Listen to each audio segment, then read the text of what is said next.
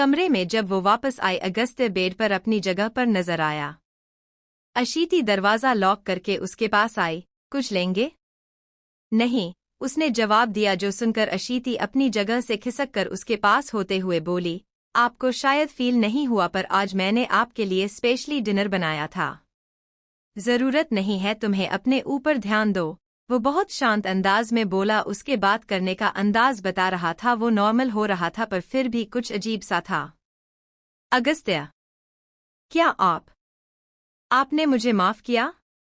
उसने डरते डरते धीरे से पूछा और अगस्त्य ने ये सुनकर हल्की सी मुस्कान के साथ गर्दन हिलाई तो अशीति ने आंखें बंद करके उसकी बाह को पकड़ लिया। Thank you so much.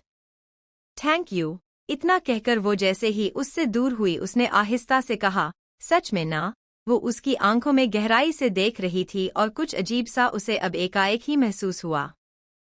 Agastya की खामोशी महसूस कर और उसकी आंखों में देखने के बाद अशीति को बुरा सा महसूस हुआ। नहीं किया ना?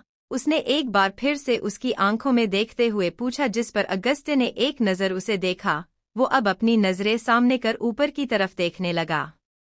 अगस्त्य, उसने जवाब मांगने के लिए उसका नाम पुकारा। वो फिर से सामने सीलिंग पर टिकी अपनी नज़रों को उस पर डालकर उसने कहा, मैं कौन होता हूँ तुम्हें माफ करने या ना करने वाला? देखो प्लीज अशीति, मैं सिचुएशन को कॉम्प्लिकेटेड नहीं करना चाहता और ये तुम्हारे लिए ठीक नहीं है, तो प्लीज। अगस्त्य की बात सुनकर अब वो कुछ बोल नहीं पाई। उसने उसकी तरफ देख जो अब भी नजरें ऊपर जमाए ना जाने किस सोच में गुम था। अशीति ने उसके सीने पर रखा सर और करीब कर दिया और उसकी बाजू पर भी पकड़ कस दी। अगस्त्य ने उस पर नजर डालकर उसने कहा, अब क्या है? आप बहुत खड़ूस हो गए हो, मेरी बात सुनना तो दूर मुझे ढंग से देखते भी नहीं। अशीति ने मुंह बनाकर शिकायती अंदाज में कहा, जिस पर उसने एक तंजिया मुस्कुराहट के साथ कहा, बहुत है ना देखने के लिए, शायद इसलिए। वो उसकी भी बात रिपीट की थी। अशीति ये सब समझ भी रही थी। उसकी तरफ देखकर उसने कहा, रहने दीजिए, आपसे नहीं कहती हूँ कुछ, अब आप सिर्फ गुस्सा करेंगे जो शायद इस वक्त सही नहीं है। इतना कहकर उसने उस पर रखा अपना हाथ पीछे हटाया। अगस्त्य ने उसे खुद को दूर होते देखकर उसकी कमर के इर्द गिर्द हाथ लपेट दिए। अशीति ये बोलकर अब कुछ शांत सी पड़ गई। उसने फिर से उसे देखा। वो कुछ बोल नहीं रहा था मगर नजर उस पर ही जमाए अशीति के फेस पर अब एक स्माइल सी आ गई। मुझे पता है आप शायद अब तक पूरी तरह से सब भूला नहीं पाए हैं, पर आपको ठीक कर दूंगी। मैं बहुत झल्ली हूँ उसने मन ही मन में कहा और खुद को ही सुनाते हुए दोबारा अगस्त्य के सीने में सर छिपाकर सो गई। कबीर बार बार नंबर डायल कर रहा था पर अब तक कुछ रिस्पांस नहीं आया, जिसकी वजह से वो गुस्से से भर उठा। उसने अपना फोन जोर से जमीन पर पटका, जो अंदर आ रही महक ने कैच कर लिया, वरना वो सीधा जमीन पर आकर गिरता। कबीर, क्या कर रहे हो? महक ने चौंक कर पूछा। वो यकीन नहीं कर पाई क्योंकि उसको इस तरह से बिहेव करते उसने कभी देखा नहीं था, इसलिए ये उसके लिए कुछ हैरान कर देने वाला था। कबीर के चेहरे पर आज गुस्सा कुछ अलग ही नजर आ रहा था। महक को अजीब लगा उसे इस तरह से गुस्सा करना। उसने फोन साइड टेबल पर रखकर पूछा, क्या हो गया कबीर? पागल हो गया है अमन? वो गुस्से से बोला तो महक को फिर सारी बात याद आई। उसकी वरद और रूहिका से बात हुई थी। वो उसके पास आई। उसके कंधे पर हाथ रखकर उसने कहा, रिलैक्स कबीर, सब ठीक हो जाएगा, बात कर लेना, अभी तो रिलैक्स रहो। वो सच में अजीब पागल इंसान है। समझ नहीं आ रहा है उसका आखिर प्रॉब्लम क्या है। कबीर के शब्दों में ही इस वक्त फ्रस्ट्रेशन नजर आ रही थी। महक उसके पास बैठ गई। उसने उसके कंधे पर हाथ रखकर उसी तरह से कहा, जो होना था हो गया है। अशीति और अगस्त्य के साथ अब आराम से सोचो सिचुएशन से डील कैसे करना है। इस तरह गुस्सा करके खुद को ही परेशान करोगे। उसने एक नज़र महक को देखा। कबीर आगे होकर उसे हक करके बोला, हम। महक एक नज़र उस पर डालकर उसकी पीठ पर हाथ फेरने लगी। रात के अंधेरे में बालकनी एरिया में खड़े मोक्ष की नज़र गहराई से आसमान पर टिकी थी। उसने तंज से मुस्कुराते हुए अपने आप में ही कहा, मोहब्बत और जंग में सब जायज़ है, सब कुछ जीत कर बिहार गया हूँ मैं सिर्फ तुम्हारी वजह से। Why you can't see that I love you, damn it? Why you can't see my love towards you? उसके दांत भींच लिए। नविका की बेरुखी ही नहीं, अब उसकी अपनी माँ से बात नहीं कर रही थी, ये बात उसे सबसे ज्यादा हर्ट कर रही थी। मैंने उसकी फैमिली को उससे दूर कर दिया और अब वो अपना एक बदला ले चुकी है मुझसे, उसने अपने आप में ही कहा और फिर हंसकर बोला, पर जान टक्कर की तो हो तुम डॉट। पूरे टक्कर की हो मोक्ष खुराना के। मोक्ष डॉट। नविका की आवाज कान में पड़ते ही वो एकदम चौंक गया था। उसने जैसे ही पलट कर देखा तो वो सामने ही खड़ी थी, उसके हाथ में कॉफी मग था जो मोक्ष की हैरानी को और भी ज्यादा बढ़ा रहा था। मैं आ जाऊं? नविका ने पूछा, जिस पर वो एकटक उसकी आंखों में देखता हुआ बोला, सब कुछ तुम्हारा है जान, परमिशन कैसी? नविका ने ये सुनकर अपने कदम आगे बढ़ा दिए। उसके पास आकर उसने मग रख कर कहा, I am sorry. No no no no, Moksh ने एकदम ही कहा। फिर वो गहराई से बोला, गुस्सा करो, नफरत करो, कुछ भी करो, हक है तुम्हारा जान, आई एम ऑल योर्स। एक अजीब सा ही भाव था उसकी आंखों में जो देखकर नविका ने अब कहा, एक्सेप्ट कर लिया है मैंने कि कुछ चीज नहीं बदल सकती है और जो हो गया उसे मैं नहीं बदल सकती हूँ, तो बस अब मैं बेमतलब में लड़ना नहीं चाहती हूँ। बस खत्म करते हैं। तुम आ सकते हो अपने कमरे में, मुझे कोई भी प्रॉब्लम नहीं है। नविका इतना कहकर चली गई और वो बस उसको जाते हुए देख रहा था। उसका एहसास उसे अभी महसूस हो रहा था और उसके चेहरे पर एक प्यारी सी मुस्कुराहट आ गई थी। फाइनली कुछ तो समझी तुम, नविका के बारे में सोचकर उसने खुद में ही कहा। सुबह वो अशीति के उठने से पहले उठ गया था। वो अब भी उससे लिपटकर सो रही थी। नजर उस पर आते ही रात की बातें याद आई। तुमसे नाराज होना नहीं आता है मुझे, तुम पर गुस्सा करके खुद परेशान होता हूँ। तुम्हारी परेशानी मुझे भी परेशान करके रख देती है और इस वक्त तुम्हारे लिए ये बिल्कुल सही नहीं है। अगस्त्य उसे देखता हुआ मन ही मन में बोला। उसने अब अशीति की तरफ देखकर बहुत ही हल्के से उसके पेट पर अपना हाथ रखा। ऐसा करते ही अगस्त्य को एक अलग सा एहसास हुआ, होठों पर अपने आप एक छोटी सी मुस्कुराहट आ गई। मुन्नू के पापा डॉट। अचानक ही उसे अशीति के कहे ये शब्द याद आए, जो याद करते ही उसने चिढ़कर मन ही मन में कहा, इसका दिमाग ना दिन ब दिन खराब होता जा रहा है। उसने आहिस्ता से उठते हुए अशीति के पेट पर किस कर लिया। एक प्यारा सा एहसास उसके दिल को हुआ। अशीति ये सब महसूस कर उठ चुकी थी, पर उसने अपनी आंखों को बंद रखा। अगस्त्य अब भी उसी तरह उसकी बैली पर हाथ रखे थे जो वो महसूस कर पा रही थी। मम्मा के अजीबोगरीब नाम पर मत जाना, उसका दिमाग आजकल थोड़ा हिला रहता है, उसने बहुत धीरे से कहा। पर यह सुनकर अशीति के चेहरे पर एक बड़ी सी मुस्कान आ गई, लेकिन उसने खुद को रोककर किसी तरह से इस मुस्कान को दबाया। अगस्त्य ने बहुत ही आहिस्ता से उसकी बैली पर किस किया। अशीति ये सब कुछ फील कर मन ही मन मुस्कुरा रही थी। अगस्त्य अब आहिस्ता से उससे दूर हुआ। वो जैसे ही सीधा बैठा, अशीति ने अपनी आंखों को खोल दिया। वो ये देखकर ही अब दूसरी तरफ देखने लगा। डॉट। गुड मॉर्निंग, अशीति ने बहुत ही प्यार से कहा, पर अगस्त्य कुछ नहीं बोला। वो एकदम ही शांत रहा। उसने साइड टेबल पर रखे फोन को उठाया और उसमें लग गया। अशीति का मुंह बन गया। अब तक वो कितने आराम से प्यार जता रहा था और अब जब वो उठी तब उसकी तरफ देख भी नहीं रहा था। अगस्त्य डॉट। उसने उसका नाम लेकर कहा। वो उसकी तरफ देख रही थी, पर अगस्त्य को फर्क नहीं पड़ा, वो कुछ बोल ही नहीं रहा था। मुन्नू के पापा डॉट। उसने अब जानकर कहा और ये सुनते ही अगस्त्य ने अब एकदम ही उसकी तरफ देखा, जिस पर अशीति मुस्कुरा दी। पर अगस्त्य ने उसे घूर कर देखा। क्या हुआ, आप मेरी तरफ देख ही नहीं रहे हो तो मेरी क्या गलती है? मैं तो बस कब से आपको बुला रही हूँ। उसकी बात सुनकर उसने कुछ नहीं कहा। अगस्त्य सुनिए ना। अशीति ने अब की बार उसका हाथ पकड़ लिया। उसने उसकी तरफ देखा तो वो बोली, आप चलेंगे ना मेरे साथ? हम। इतना कहकर अगस्त्य ने अपना हाथ छुड़ाया और उठकर चला गया। उसे जाते देखती अशीति के फेस पर एक उदासी सी चली आई। आपको बहुत कुछ कह दिया है, मैं जानती हूँ, इसीलिए आप मुझे इतनी आसानी से माफ नहीं कर सकते।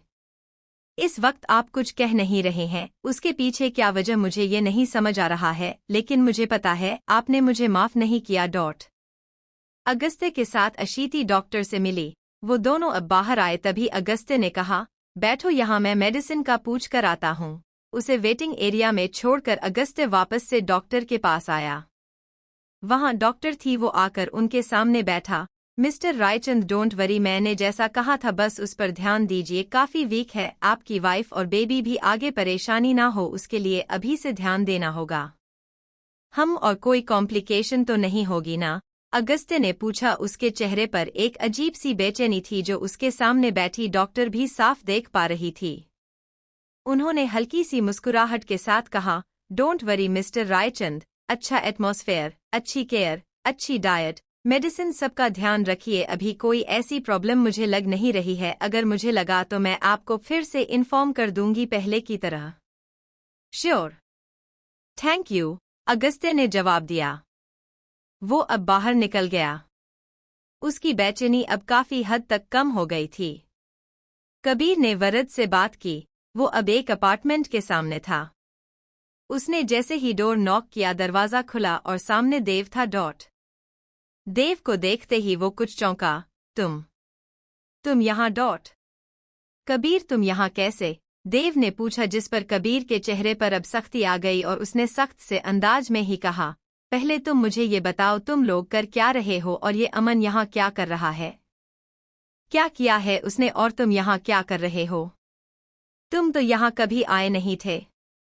कबीर की बात सुनकर देव की फेस पर एक्सप्रेशंस बदलने लगे थे, लेकिन उसने खुद को नॉर्मल रखते हुए कहा, कुछ भी नहीं, मैं तो अपने काम से यहाँ आया हूँ। मेरे बॉस ने मुझे यहाँ शिफ्ट कर दिया है, इसीलिए मुझे यहाँ आना पड़ा। तुम अमन का मुझसे क्यों पूछ रहे हो? अमन कहाँ है? मैंने पूछा। कबीर ने एकदम ही सख्त आवाज में कहा। उसके चेहरे पर इस वक्त गुस्सा साफ नजर आ रहा था, जो देखकर देव ने उसे समझाते हुए आराम से कहा, मुझे नहीं पता है वो कहाँ है। अगर तुम्हें लगता है तुम झूठ बोलोगे और वो मुझे नहीं मिलेगा तो ये तुम्हारी सबसे बड़ी गलतफहमी है। उस पागल को तो मैं छोड़ने वाला नहीं, उसका दिमाग खराब हो चुका है। कबीर ने एक बार फिर से गुस्से से ही कहा, जिस पर देव ने उसे शांत करने की कोशिश करके जवाब दिया, ठीक है मत छोड़ना यार, लेकिन तुम गुस्सा क्यों कर रहे हो? शांत हो जाओ।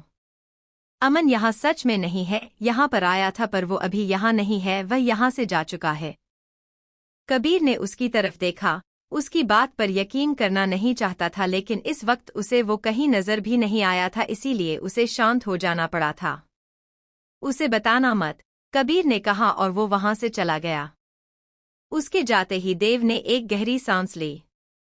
वो अब दरवाजा बंद कर दरवाजे से लगकर बोला, कबीर ने मुझे देख लिया है, अब बहुत जल्द ही सबको मेरे बारे में पूरी बातें पता चल जाएंगी। अशीति को कुछ पता चले उससे पहले मुझे कुछ करना होगा। मोक्ष कल रात के बिहेवियर के बाद कुछ कंफ्यूज था, उसे यकीन नहीं हो रहा था वो उसके साथ इस तरह बिहेव कर रही थी। अभी वो ऑफिस जाने के लिए रेडी हो रहा था और इस वक्त तो अपने ही कमरे में था। आज बहुत समय बाद ऐसा हुआ था जब वो अपने कमरे में था। कॉफी, नविका की आवाज ने ध्यान खींचा। हल्के गुलाबी रंग के अनारकली में वो बहुत खूबसूरत लग रही थी। आज उसकी मांग में सिंदूर भी नजर आ रहा था। मोक्ष उसे देखता रह गया। उनकी शादी को इतने महीने हो गए थे, लेकिन ये पहली बार था कि वो इस तरह से उसके सामने थी। आज उसे देखकर मोक्ष का दिल भी एकदम जोर से धड़क उठा था। जान, मेरी जान लेकर मानोगी? वो एकटक उसकी आंखों में देखते हुए बोला। ऐसा लग रहा था उसको ऐसे देखकर उसका हाल बेहाल था। नविका ने उसके सामने टेबल पर कॉफी रखी। वो उसके पास आ गई। दोनों के बीच इतनी करीबी थी कि मोक्ष का दिल एकदम जोरों से धड़क रहा था। तुम ना मुझे बिल्कुल पसंद नहीं हो, क्योंकि तुम ऐसी हरकतें करते हो, प्लीज मत किया करो, नविका ने आहिस्ता से कहा और हाथ आगे बढ़ाकर वो खुद ही उसके ब्लेजर के बटन्स लगाने लगी। मोक्ष उसकी करीबी महसूस करते इस धड़कते दिल के साथ उसे ही देख रहा था। वो आज उसके इतने करीब थी, ये एहसास ही उसके लिए एकदम अलग था। उसने आहिस्ता से उसने हाथ उसकी कमर पर रखकर उसे और करीब कर लिया, जिस पर नविका ने नजर उठाकर उसकी तरफ देखा। जान, तुम कहो तो मैं जीना छोड़ दूं, ये तो फिर भी बहुत छोटी बात है, वो उसकी आंखों में झांकता हुआ बोला। नविका उसकी तरफ देखती रही। उसकी नजर कुछ पल तक उस पर ठहर गई। इस वक्त मोक्ष एकदम गंभीर नजर आ रहा था। उसने हल्का सा मुस्कुराकर कहा, तुम ना सच में पागल हो। सिर्फ तुम्हारे लिए, उसने उसी तरह से जवाब दिया अब, और उसको देखकर ही लग रहा था वो एकदम ही सीरियस था। नविका ने कुछ पल तक उसे देखकर अपनी नजर झुका ली। कुछ भी, खैर तुम माँ से बात करो, वो मान जाएंगी। उसने उसकी माँ को मन कहा था और जिस तरह से उसने बात की वो सब मोक्ष को हैरान भी कर रहा था, मगर अब उसके चेहरे पर एक प्यारी सी मुस्कुराहट आ गई। वो जो हमेशा गुस्से से भरा हुआ रहता था, उस शख्स के चेहरे पर यह मुस्कुराहट काफी अच्छी लग रही थी। मुस्कुराते हुए वो काफी प्यारा लग रहा था। उसने नविका की ओर देखकर कहा, मुझे नहीं लगा था तुम मान भी जाओगी। मानना तो था ही, नविका ने उसकी तरफ देखकर मुस्कुराते हुए कहा तो मोक्ष के चेहरे पर भी अब एक राहत भरी मुस्कुराहट नजर आ रही थी। कबीर वहां से वापस आ चुका था, वो अब अपने घर आया ही था, तभी उसने देखा वहां पर वरद और रूहिका पहले से ही बैठे हुए थे। कबीर को देखते ही वरद ने उठकर पूछा, तुम मिले अमन से? क्या कहा उसने तुम्हें? वहां पर कौन मिला? पर अमन तो नहीं था, लेकिन वहां पर देव था, कबीर ने बताया। देव कौन? रूहिका और महक ने सवाल किया, जिस पर कबीर कुछ बोलते ही लगा था, लेकिन तभी वरद में कहा, तुम देव को जानते हो? कौन है ये देव? बॉस ने मुझे इसी के बारे में पता करने के लिए बोला था, तुम जानते, तुमने मुझे बताया क्यों नहीं? क्योंकि मुझे नहीं पता तो तुम लोग देव के बारे में पता कर रहे हो। देव के बारे में क्या पता करना था?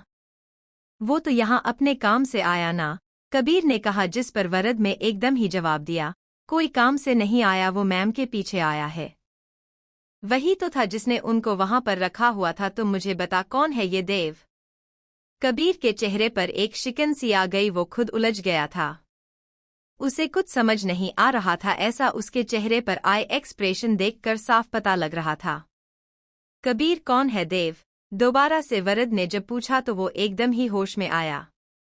कबीर ने उसकी तरफ देखकर कुछ पल तक देखते रहने के बाद जवाब दिया, देव को मैं बहुत टाइम में जानता हूँ, मेरा एक कॉमन कॉलेज फ्रेंड था, मैं उसे काफी टाइम से जानता हूँ, अमन भी उसे शायद इसलिए जानता है। कबीर की बात सुनकर वरद अब कुछ उलझ सा गया। उसके फेस पर इस वक्त कंफ्यूजन साफ नजर आ रही थी, क्योंकि काफी कुछ था जो उसको समझ नहीं आ रहा था। वरद क्या हो गया? तुम ऐसे क्यों देख रहे हो? कोई प्रॉब्लम है क्या?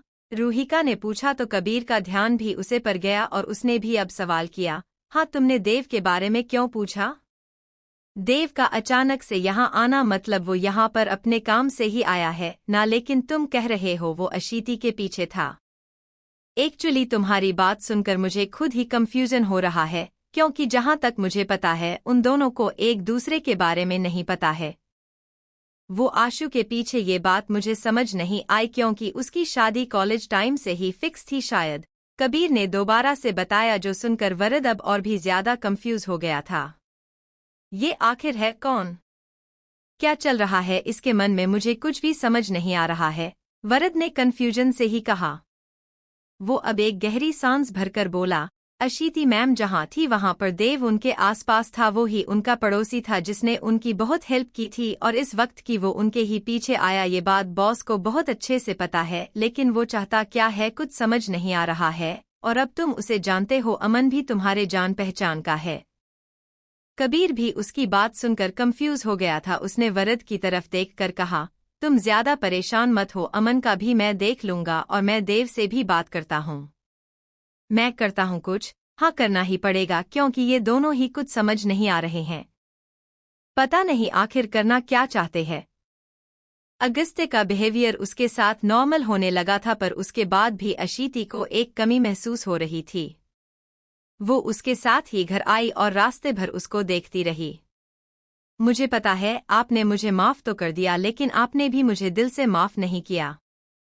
अगर मुझे दिल से माफ नहीं किया तो आप क्यों ऐसे दिखावा कर रहे हैं? क्या चल रहा है आपके मन में? मुझे कुछ समझ नहीं आ रहा। मैं तो आपको समझ जाती थी ना, लेकिन अब आप खुद को समझने नहीं दे रहे। इतनी दूरियां आ गई है हमारे बीच और ये सब कुछ मेरी वजह से हुआ है। उसे अपनी गलती का एहसास था और पछतावा भी था। गाड़ी रायचंद विला के पार्किंग एरिया में रुकी। अशीति अपनी ही सोच में गुम थी, उसके दिमाग में पता नहीं क्या चल रहा था। अगस्त्य ने एक नज़र उसे देखा और उसके बाद वो गाड़ी से निकला। दूसरी तरफ आकर उसने डोर ओपन करके उसने अशीति की तरफ अपना हाथ बढ़ाया। बाहर आओगी? अगस्त्य की आवाज सुनते ही उसका ध्यान अब उस पर गया। उसने जैसे ही उसका हाथ देखा, अपना हाथ उसके हाथ में डाल दिया। एक खुशी से हुई थी कि कम से कम उसने अपना हाथ उसका हाथ दिया। वो बाहर आकर बोली, आप तो ऐसे नहीं थे, आपको दिखावा करने की आदत नहीं थी ना? मैंने आपका दिल दुखाया है, आप मुझसे नाराज है। नफरत होती आपको मुझसे तो नफरत ही दिखा दीजिए। जितना बुरा तुम समझती हो उतना बुरा भी नहीं हूं मैं। खैर तुम्हारी आदत है मुझे गलत समझने की, मुझे फर्क नहीं पड़ता, पर तुम्हारे हमारे बच्चे को जरूर पड़ता है, तो प्लीज इस बात का ध्यान रखो। अगस्त्य ने बिना किसी भाव के बहुत ही शांत से अंदाज में कहा। अशीति जो अब तक सोच में थी, जो अब तक समझ नहीं पा रही थी उसके मन में क्या था, क्यों वो उसके साथ इस तरह बिहेव कर रहा था। उसने जैसे ही उसकी ये बात सुनी अब जाकर उसका दिमाग इस तरफ गया, मतलब उसने उसके बच्चे के लिए किया था। वो उसकी तरफ देखती रही। अगस्त्य ने सामने देखते हुए ही कहा, इस वक्त कोई ऐसा सवाल मत करना जिसका जवाब ना दे सकूं। इतना भी अनजान नहीं हुआ कि तुम इतना ना समझो मुझे। अगर मेरे इतने करीब थी तो कम से कम इतना समझती होगी प्लीज। और फिर उसके आगे वो कुछ बोल ही नहीं पाई। उसके मन में जो भी सवाल था वो मन में रह गया। दोनों घर आए। उसके आते ही अयान ने उसके पास आकर पूछा, भाभी आप कैसी हो? डॉक्टर ने क्या कहा? जिस पर अशीति ने मुस्कुराकर जवाब दिया, बिल्कुल ठीक हूँ। और डॉक्टर ने भी कहा सब ठीक है। आप मुझे प्लीज एक ग्लास पानी पिला दीजिए। अरे मैं लेकर आया, अयान ने तुरंत कहा और वो रसोई की तरफ चला गया। अशीति मुस्कुरा दी। अयान अब वापस आया, तब तक मायरा भी नीचे आ गई थी। सरिता जी ने भी बाहर आकर हाल पूछा। अगस्त्य ये कैसे पेपर्स बनवाए थे? अविनाश जी जो अब तक खामोशी से सब देख रहे थे उन्होंने गंभीरता से कहा, जिस पर सबने उनकी तरफ देखा। उनके चेहरे पर गंभीरता थी, कोई समझ नहीं पाया वो किस बारे में बात कर रहे थे, पर अगस्त्य के चेहरे पर भाव एकदम ही उड़ गया था। उसने कुछ कहना चाहा था, तभी अविनाश जी ने जो कहा वो सुनकर सब एकदम हैरान होकर उसकी तरफ देखने लगे। अशीति ने जब ये सुना उसकी नज़र अपने आप ही झुक गई और आंखों नमी सी आने लगी। वो अपने आप को संभाल कर बैठी रही। अगस्त्य ये क्या बोल रहे हैं बाऊजी? आयुष्मान जी के साथ साथ सरिता जी ने भी पूछा और ये बात सुनकर अगस्त्य को समझ नहीं आया वो क्या जवाब दे। अगस्त्य रायचंद कुछ पूछा हमने? अविनाश जी का लहजा इस बार सख्त हो गया तो उसने जवाब दिया, कुछ भी नहीं है, बस था कुछ इसलिए रेडी करवाए थे और प्लीज आप लोग मेरे पर्सनल मैटर में मत पड़ा करिए। अगस्त्य का ये जवाब सुनकर सरिता जी और आयुष्मान जी एक दूसरे की तरफ देखने लगे, जबकि अयान और मायरा की नज़र अशीति पर टिकी रही। ये जो बकवास करने की आदत नहीं जा रही है तुम्हारी, क्या करें हम इसका आदत से मजबूर हो, अविनाश जी ने एक बार फिर से गुस्से से कहा। अगस्त्य ने गहरी सांस ली। अपने आप को शांत करके उसने जवाब दिया, दादू प्लीज, जो था वो खत्म हो गया है, यही बेहतर है।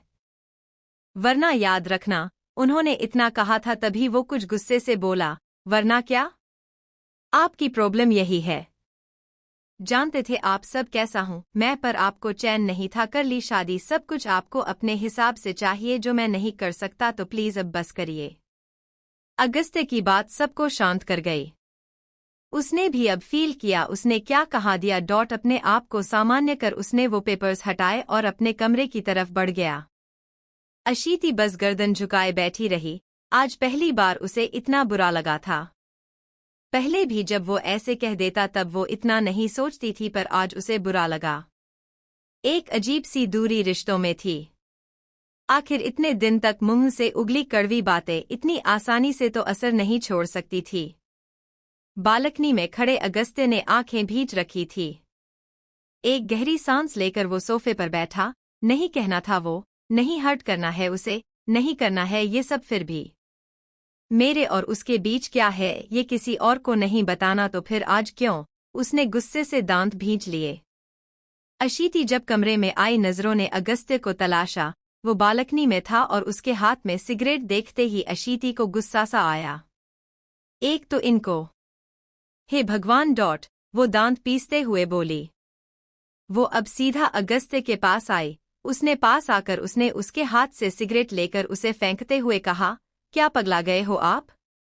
अरे निकाल लीजिए, गुस्सा कर लीजिए खुद को शांत, पर इस तरह से खुद को क्यों पागल बना रहे हो? अशीति की गुस्से से भरी आवाज सुनकर अगस्त्य ने नजर उठाकर उसे देखा, पर वो कुछ नहीं बोला। उसने अब एक गहरी सांस ली। क्या इतना बुरा क्या कर दिया मैंने तुम्हारे साथ जो मुझे ऐसा समझने लगी हो?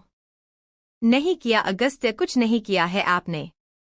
आई एम सॉरी ना। वो उसकी बात पर अब मायूस हो गई। अशीति ने कुछ पल उसे देखा और उसके बाद अब वो उसकी गोद में बैठी। अगस्त्य एक पल के लिए ब्लैंक हुआ, लेकिन अब उसने उसकी कमर पर हाथ रख दिया। अगस्त्य की आंखों में देखती अशीति ने उसके गले में अपनी बाहें डालकर कहा, डिवोर्स पेपर्स रेडी है, अपना बच्चा लेकर छोड़ देंगे ना मुझे जैसे कहा था। मेरे साथ किया, मेरी जरूरत कहाँ है तुम्हें?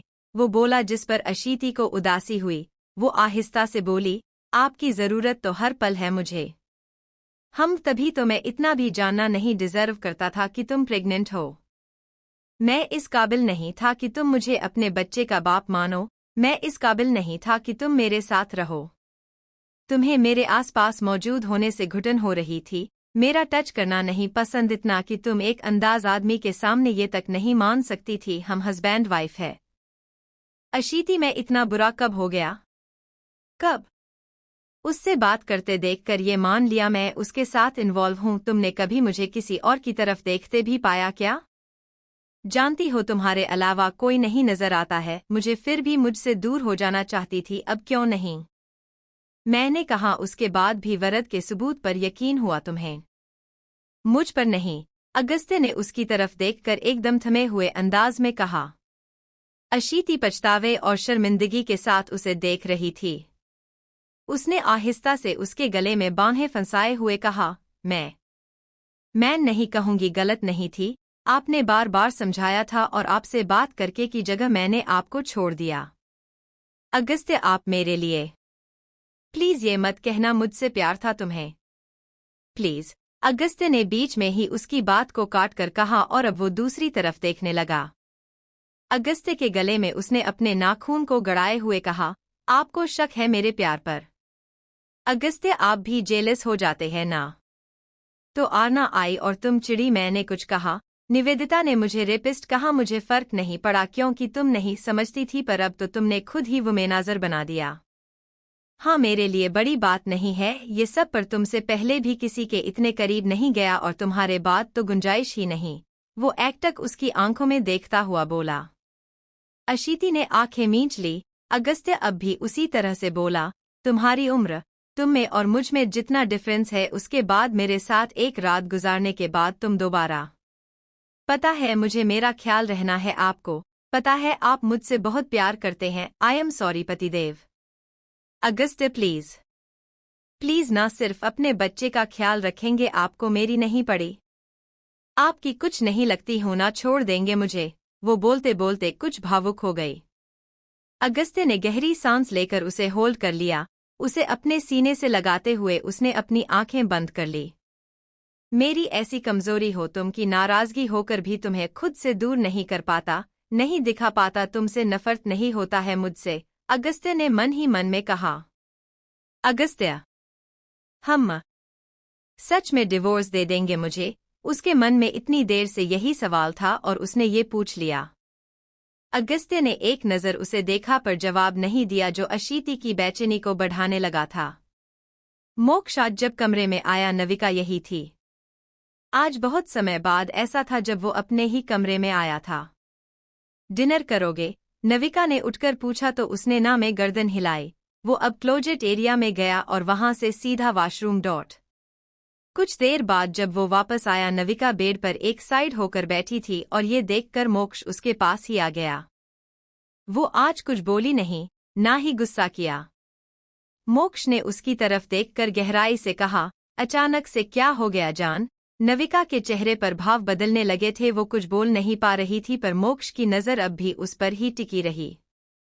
जान, I really love you, please understand. उसकी आंखों में एक अजीब सी गहराई थी जो देखकर नविका ने मुस्कुराते हुए कहा, या आई अंडरस्टैंड। इतना कहकर उसके हाथ को होल्ड करके उसके कंधे पर सर टिकाकर एकदम उसके करीब आ गई थी। उसकी ये करीबी महसूस कर मोक्ष का दिल एकदम ही जोरों से धड़क उठा। उसने उसकी तरफ देखा तो पाया वो अब भी उसके उतने ही करीब थी। मोक्ष ने धड़कते दिल के साथ उसकी तरफ देखकर कहा, सच में तुम मेरी धड़कनों को रोक दोगी? अचानक से क्या हुआ? अब तक तो मुझसे नफरत थी ना तुम्हें? नविका के चेहरे पर भाव कुछ बदलने लगे थे, मगर उसने खुद को सामान्य कर उसकी तरफ देखकर एकदम ही गहराई से कहा, मेरे पास कोई नहीं है, कोई नहीं है, मेरा तुम ही हो। तो बस अब बेमतलब में लड़ाई झगड़ा नफरत नहीं होगा मुझसे, और रियलाइज हो गया है तुम बहुत प्यार करते हो मुझसे। नविका की बात सुनते हुए मोक्ष की नज़र गहराई से उस पर ही टिकी हुई रही, और अब उसकी बात सुनकर उसके लबों पर एक गहरी मुस्कान आ गई। मुझ जितना कोई नहीं चाह सकता है तुमको जान, कोई नहीं। उसकी आंखों में एक गहराई थी जो हमेशा ही नजर आती थी। नविका ने मुस्कुराते हुए उसके कंधे पर अपना सिर टिका दिया। I know you love me more than anyone. Navika की ये बात उसके चेहरे पर मुस्कान को बढ़ा गया। मोक्ष को आज जो सुकून मिला था वो सिर्फ वो ही जानता था। नविका ने एक नज़र उसे देखा और अब कुछ सोचकर मुस्कुरा दी। बहुत शौक है ना तुम्हें मोहब्बत और जंग में, सब जायज़ है कहकर कुछ भी करने का। अब तुम देखो मैं क्या करती हूँ तुम्हारे साथ। वो उसे देखते हुए मन ही मन में बोली। जान डॉट। मोक्ष ने उसके हाथ को पकड़कर अपने सीने पर रखकर कहा, thank you so much. Thank you. Navika हल्का सा मुस्कुरा दी।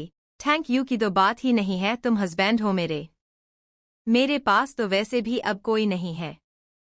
बोलिए ना, सच में डिवोर्स दे देंगे मुझे? अशीति ने दोबारा से अपना सवाल दोहराया, और उसके इस सवाल को सुनकर अगस्त्य कुछ कह नहीं पाया। अशीति जो उसकी गोद में बैठी थी, उसने उसके गले में अपनी बाहें डालकर कहा, नफरत है मुझसे, अब कभी मुझे वो जगह नहीं देंगे ना? अगस्त्य, सारी गलती मेरी थी।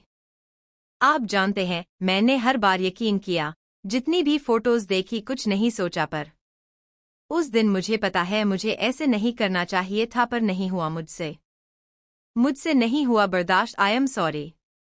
तुम्हें कहा है ना मैंने, मत सोचो मत परेशान हो, समझ नहीं आ रहा है। क्या कह दिया है मैंने? क्या कहा? कुछ नहीं कह रहा हूँ, डिवोर्स देना भी तो तुम्हारी वजह से ही था। अशीति प्लीज अब बस करो और परेशान मत हो, अगस्त्य ने कहा, साथ ही उसकी कमर को ठीक से होल्ड कर लिया। मेरी वजह से नहीं, अपने बच्चे की वजह से माफ किया है आपने मुझे, पता है मुझे। वो गहराई से उसकी आंखों में देखकर बोली, जो सुनकर एक पल के लिए उसके फेस पर एक्सप्रेशंस बदले, लेकिन अगले ही पल उसने कहा, ऐसा कुछ नहीं है, और क्या फर्क पड़ता है? फर्क पड़ता है, मुझे फर्क नजर आती है और देख भी पा रही हूँ। मैं जब आपके पास होती थी आप बहाने तलाशते थे मुझे टच करने के, और अब मैं आपको किस भी करती हूँ तब भी आपको फर्क नहीं पड़ता है। आई नो मैंने बहुत कुछ बोल दिया है। आई नो मैं बहुत गलत हूँ, पर वो सब कुछ जो देखा जो हुआ उसके बाद मुझे नहीं समझ आया। अगस्त्य, आप नहीं समझ सकते हैं, आपको लग रहा है मेरे लिए आसान था। वो बोलते बोलते अब इमोशन होने लगी थी। अगस्त्य ने उसकी कमर पर रखे हाथ को ठीक करते हुए उसकी आंखों से बहते हुए आंसुओं को पोंछते हुए के कहा, शांत रहो ना, समझ नहीं आ रहा है तुम्हें? आप मुझे प्यार नहीं करते हो, अब मैं बिल्कुल मैटर नहीं रखती आपके लिए। मेरी एक गलती को माफ नहीं कर सकते हैं आप? आई एम सॉरी। वो उसी तरह से बोली, उसकी आंखों में फिर से आंसू निकले थे। तभी अगस्त्य ने फिर से उसके आंसुओं को पोंछा। उसके आंसुओं को पोंछकर उसने उसकी पीठ पर हाथ फेरा और प्यार से उसके माथे को चूम लिया। चुप, एकदम चुप रहो, अब रोई तो सच में फेंक दूंगा मैं तुम्हें। वो किसी छोटे से बच्चे की तरफ उससे लिपटी थी। अगस्त्य ने लंबी सांस लिए उसे अपनी बाहों में ठीक से थामा और उसे संभालकर उठाए वो कमरे की तरफ बढ़ा। अशीति ने अपने पैरों को उसकी कमर पे इर्द गिर्द लपेट दिया। अगस्त्य उसकी पीठ पर हाथ फेरता हुआ बेड के पास आया। आराम से अशीति, पैर हटाओ, अगस्त्य ने बहुत ही नरमी से कहा, और आज उसने जब उसका नाम इस तरह से लिया, अशीति ने उसकी तरफ मुस्कुराते हुए देखा। अगस्त्य की कमर पर लपेटे पैर उसने जब ठीक किए तो अगस्त्य ने उसे बेड पर लेटाया। वो उसकी बाह को पकड़ गई। वो ठहर सा गया। कुछ पल तक उसे देखते रहने के बाद वो उसके पास बैठा। उधर खिसको, उसने धीमी सी आवाज में कहा। अशीति आहिस्ता से कुछ ही दूर हुई। अगस्त्य ने एक नज़र उसे देखा, फिर उसके पास थोड़ी सी जो जगह थी वहीं उसके पास लेट गया। बोलो, क्या हुआ है? मैंने कहा कुछ, अगस्त्य ने उसकी तरफ देखकर कहा, जिस पर अशीति ने उसकी ओर करवट बदली। वही तो, आप कुछ बोल नहीं रहे हैं। मैं ऐसा ही हूँ, उसने सपाट अंदाज में जवाब दिया, जिस पर अशीति ने जवाब दिया, ऐसे मेरे साथ तो नहीं थे ना? अशीति प्लीज डॉट। अगस्त्य ने जैसे ही ये कहा उसने उसके सीने पर सर रखा और उसके गले पर अपने लब रख दिए। अगस्त्य ने अपनी आंखें एक पल के लिए बंद कर ली। अशीति क्या कर रही हो? जब अब भी वो उससे दूर नहीं हुई तो अगस्त्य ने कहा। वो उसके गले पर किस करते हुए रुकी। मुझे आपकी स्मेल अच्छी लग रही है बहुत, उसने अगस्त्य की आंखों में देखकर कहा तो अगस्त्य ने उसकी कमर को होल्ड करके उसे अपने से सटा लिया। परफ्यूम दूं अपना, उसने उसकी तरफ देखकर कहा जो सुनकर अशीति हंस पड़ी। अगस्त्य ने उसकी तरफ देखा तो वो बोली, नहीं आपको स्मेल करना, आपको किस करना, आपको फील करना अच्छा लगता है। Agastya please hold me. Agastya ने अपनी आंखें बंद कर ली। एक लंबी सांस छोड़कर उसने अशीति की कमर को कसकर होल्ड कर लिया। वो उसके सर पर हाथ फेरते हुए उसके चेहरे को अपने गले के पास करके बोला, अब ना चुप करके सो जाओ। मूड स्विंग्स के नाम पर जो तुम हरकतें कर रहे हो सब समझ आ रहा है। हाँ तो मेरे पतिदेव को तो परेशान करूंगी ना। उसके गले के पास उसके अब उसने लब रखे और उसे बाइट कर उससे दूर हो गई। बस करोगी अब, सो जाओ चुपचाप, अगस्त्य ने उसे घूरकर कहा। पर आज अशीति के चेहरे पर मुस्कान थी। उसने अब अपनी आंखें बंद कर ली। उसकी ओर देखकर अगस्त्य ने आहिस्ता से उसके सर पर हाथ फेरकर प्यार से उसके माथे को चूम लिया जो फील कर अशीति के चेहरे पर मुस्कान बढ़ गई थी। देव बार बार अमन को कॉल कर रहा था। जैसे ही नंबर लगा उसने तुरंत कहा, मेरी बात ध्यान से सुनो डॉट। दूसरी तरफ मौजूद अमन ने पूछा, अरे इतना सीरियस क्यों हो? कल ही तो आ रहा हूँ, क्या हो गया? नहीं आना कैंसिल करो, अभी मत आओ तुम, देव ने गंभीरता से कहा। जो सुनकर अमन ने नासमझी से सवाल किया, ऐसा क्या हो गया है अब? कबीर को पता चल गया है तुम्हारे बारे में और उसने मुझे भी देख लिया है, तुम मत आओ, देव ने कहा। जो सुनकर अमन ने जैसे ही ये सुना कबीर का नाम सुनते ही उसके चेहरे पर एकदम ही गुस्सा सा उतरा। वो फिर से आ गया उसकी तो। अमन ने गुस्से से इतना कहा था तभी देव ने उसकी बात काटी। बस करो, तुमने कहा था अपना बदला पूरा किया, अब बीच में मत पड़ो, बस अभी कबीर के सामने मत आना। और तुम क्या करने वाले हो? अमन ने पूछा। जो सुनकर देव के चेहरे पर एक शातिर मुस्कुराहट आ गई। कुछ सोचकर उसने कहा, देखते जाओ अब मैं क्या करता हूं, तुम इतना मत सोचो, हो जाएगा बता दूंगा डॉट। अमन ने पूछना चाहा पर उसने कुछ बताया ही नहीं। कॉल डिस्कनेक्ट होते ही अमन ने अब अपने आप में ही कहा, अब ये आदमी पता नहीं क्या करने वाला है। कुछ तो चल रहा है इसके दिमाग में, बता क्यों नहीं रहा है मुझे। कबीर काफी डिस्टर्ब हो गया था। अब तक बात अमन की थी, अब देव का भी नाम जिस तरह से आया और जो भी कुछ वरद ने बताया था उसके बाद वो बस उनसे बात कर लेना चाह रहा था। कबीर डॉट। महक काफी समय से उसे नोटिस कर रही थी पर अब भी जब उसने कुछ नहीं कहा तो वो खुद ही बोल पड़ी। उसकी आवाज सुनते ही कबीर भी एकदम ही अपने ख्यालों से बाहर निकला। उसने उसकी ओर देखा, वो बेड पर उसके एकदम करीब ही बैठी हुई थी। महक ने उसके हाथ पर अपना हाथ रखकर एकदम ही नरमी और प्यार से उसने कहा, आई नो तुम अशीति को लेकर बहुत परेशान हो, पर परेशान होने से कुछ नहीं होगा, कुछ करना होगा और उसके लिए तुम्हारा अपने मन को शांत रखना बहुत जरूरी है कबीर। हाँ पर तुम समझ नहीं रही हो मेरी बात को। अमन का मुझे पता था उसकी इंटेंशन थी गलत, वो बहुत घटिया किस्म का आदमी था, पर देव बीच में कहाँ से आ गया मुझे समझ नहीं आ रहा है।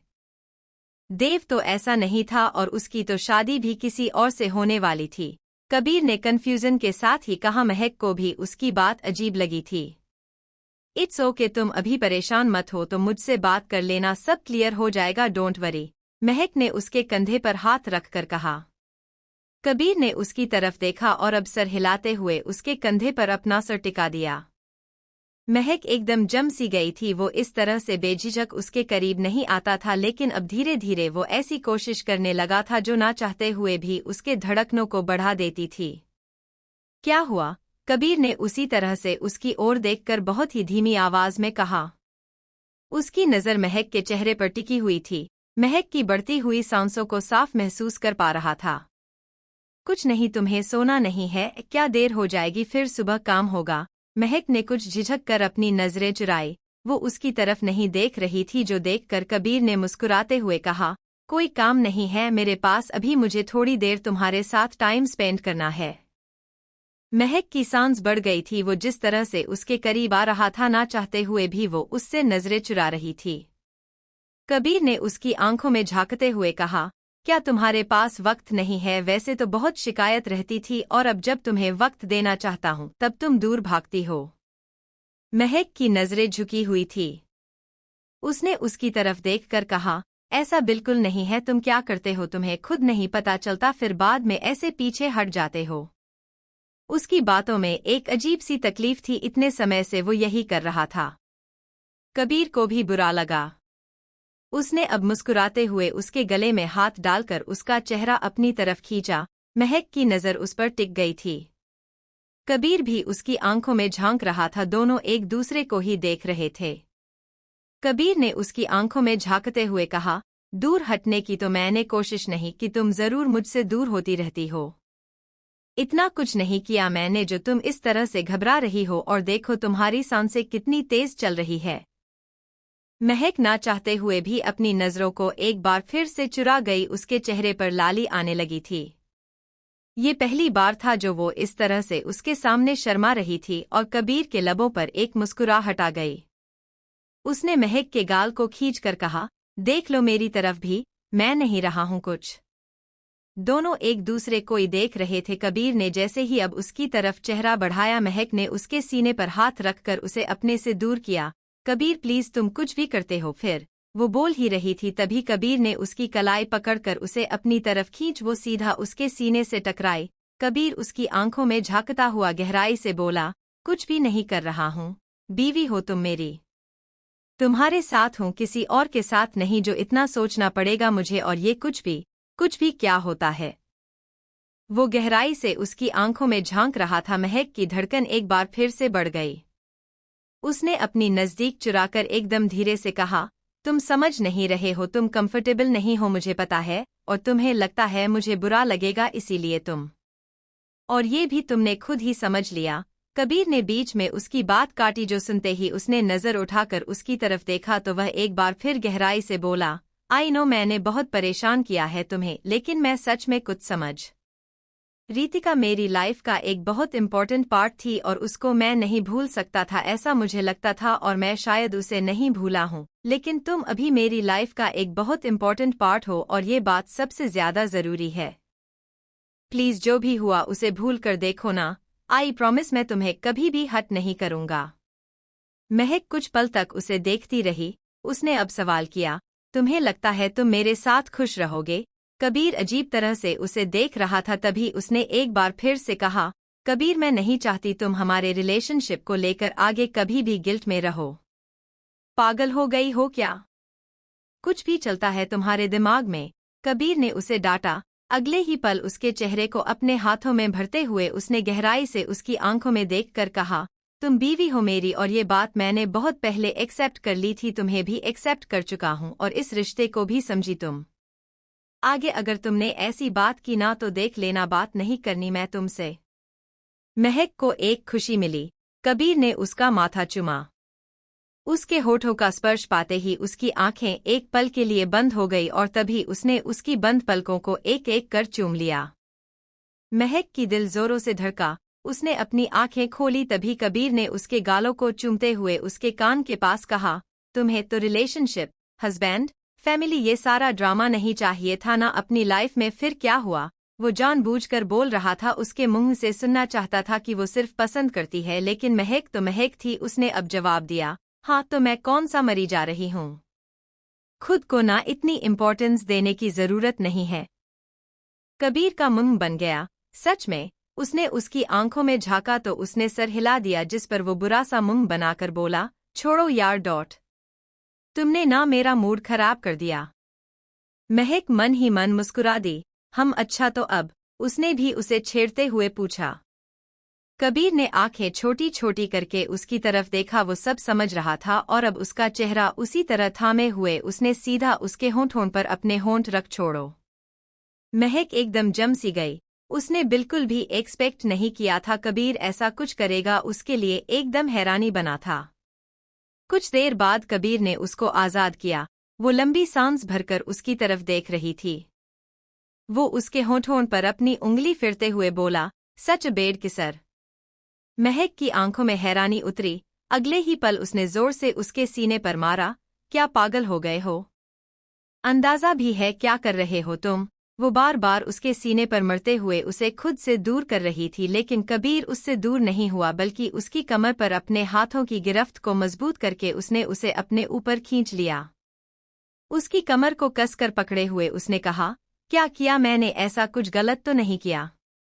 कबीर तुम बेशर्म। महक इतना बोल ही पाई थी, तभी कबीर ने एक बार फिर से उसके होंठों को छुआ, जिसकी वजह से बोलते बोलते महक एकदम ही चुप हो गई थी। वो उसकी तरफ देखता हुआ बोला, नेक्स्ट टाइम ऐसा रिस्पॉन्स मत देना प्लीज। और तुम्हें लगता है नेक्स्ट टाइम आएगा? उसने उसे घूरते हुए कहा, जिस पर वो खुलकर मुस्कुराते हुए बोला, फॉर श्योर वाइफी। महक अब हंस दी। तुम पागल हो गए हो? उसने हंसते हुए कहा, जिस पर वो मुस्कुराकर बोला, अब संगति का कुछ तो असर पड़ेगा, इतने समय से साथ रह रही हो तो इतना तो होना था। कबीर की इस बात को सुनकर उसने जैसे ही उसे घूरा वो हंसकर बोला, अच्छा सॉरी, अब परेशान नहीं कर रहा। महक मुस्कुरा दी। वो दोनों बेड पर अपनी अपनी जगह पर लेट गए, मगर कुछ ही पलों बाद महक उसके सीने से आ लगी और कबीर ने भी उसे अपनी बाहों में समेट लिया। अशीति आज ऑफिस आई थी। अपने केबिन में बैठे हुए उसने जैसे ही फोन पर देव के कॉल को देखा, कॉल रिसीव करने लगी, लेकिन अगले ही पर उसे अगस्त्य की बातें याद आने लगी थी।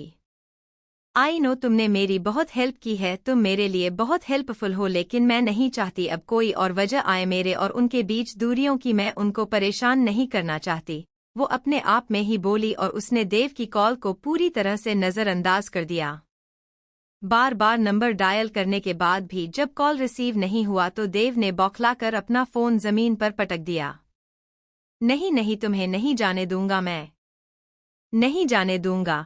वो एकदम पागल की तरह अपने आप में ही बोला था। अब कुछ सोचकर वो शातिर अंदाज में मुस्कुरा दिया। मैं ये सब नहीं करना चाहता था, मुझे ये नहीं करना था, लेकिन अब मुझे ये करना पड़ेगा। मुझे ये करना पड़ेगा, ये तुम्हारी वजह से। तुम्हें मुझसे कोई भी दूर नहीं कर सकता। इस वक्त उसकी आंखों में अजीब सा ही पागलपन नजर आ रहा था। कबीर देव से कांटेक्ट करने के लिए उसके घर तक पहुंचा, लेकिन आज घर पर कोई था ही नहीं, जिसकी वजह से आ जाना पड़ा था। अब पता नहीं ये देव आखिर है कहाँ, मुझे अगस्त्य से बात करनी चाहिए, कबीर ने सोचकर अपने आप में ही कहा, और वो टाइम देखकर सीधा अगस्त्य के ऑफिस की तरफ निकल गया। अगस्त्य के केबिन का डोर लॉक हुआ। उसमें जैसे ही आवाज सुनी, कम इन, कहा, और दरवाजा खुला। दरवाजा खुलते ही सामने प्यून था। साहब अयान सर पूछ रहे हैं? मैडम गई। प्यून के इतना कहते ही अगस्त्य एकदम उठकर खड़ा हुआ। वो तो अयान के साथ गई थी ना? अयान कहाँ है? अगस्त्य निकलने ही लगा था, तभी सामने से अयान गया। भाई भाभी आपके साथ आएंगी या ले जाऊं? उसने पूछा, जो सुनते ही अगस्त्य के फेस पर एक्सप्रेशन एकदम ही बदल गए और उसमें सख्त आवाज में कहा, वो तुम्हारे साथ नहीं गई है तो कहाँ गई वो? डैड के साथ भी नहीं, भाभी ऑफिस में ही थी ना। अयान ने जो जवाब दिया वो सुनकर अब अगस्त्य एकदम ही ब्लैंक हो गया था। अगले ही पल कुछ याद आया और उसके चेहरे पर एकदम ही गंभीरता गई थी। उसने अयान की ओर देखकर कहा, घर जाओ देखो डॉट। अपने भाई की बात सुनकर उसने सीधा सरिता जी को कॉल किया। मॉम भाभी घर पहुंची? अयान ने पूछा तो दूसरी तरफ से आवाज आई, वो तो ऑफिस में थी ना। मॉम मैं करता हूँ कॉल। अयान ने कॉल डिस्कनेक्ट किया, तभी कबीर भी वहां पहुंच गया। कहाँ गई आशु? किसी को कोई आइडिया नहीं था अशीति कहाँ गई। अयान और अगस्त्य के साथ साथ कबीर ने भी उसे तलाशने की कोशिश की, मगर वो कहीं नजर नहीं आ रही थी। घर में भी अब सबको उसके ना मिलने की खबर हो गई। अयान घर आया। मिली आशु? मायरा ने पूछा, जिस पर उसने गर्दन हिलाकर ना में जवाब दिया। आखिर गई कहाँ अशीति? सरिता जी बोली। सबको ही लगने लगा शायद वो फिर से पिछली बार की तरह कहीं चली गई। लगभग रात हो गई थी, पर अब तक अशीति का अता पता नहीं चला था। अगस्त्य कार ड्राइव कर रहा था। उसने रायचंद विला के पार्किंग में गाड़ी रोकी। रात गहरा गई थी, पर अब तक अशीति का पता नहीं चला था। वो जैसे ही घर आया, हॉल में सब लोग नजर आए तो कदम रुक गए। अगस्त्य के पीछे ही अब कुछ ही मिनट बाद वरद आया। बॉस अब तक तो कुछ नहीं पता चल रहा है, कहीं फिर से तो नहीं चली गई? आयुष्मान जी ने कहा, जिस पर सरिता जी बोली, अगस्त्य, कुछ हुआ क्या बेटा?